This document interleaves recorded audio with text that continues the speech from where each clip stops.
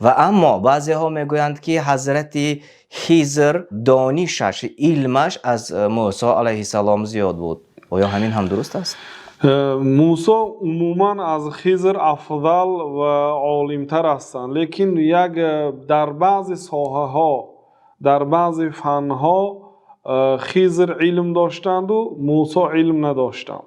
یعنی عموم گیرد موسی عالمتر، ولیکن بعضی فن ها هست می شود یک انسانی که علمی تفسیر میداند، علمی حدیث میداند، مثلا علم فقه میداند، علم لغت میداند، لیکن علمی منطق نمیداند. مثلا یک آدم هست و علم قرآن و سنت نداره لیکن علمی منطق خوب میداند، هیچ گپ ندارد که این عالم کلام مفتی و قاضی پیش آن عالم منطق رود مثلا یک چند وقت درس بگیرد. یا یک آدم متخصص در علمی از علم ها هست، مثلا علم شعر است یا علمی مثلا طب است، هیچ گپ ندارد که عالمی کلام رواد همین مخصوص یا علم رو از یک شخص بگیرد که اون فقط در یک فنی از فنها متخصص است.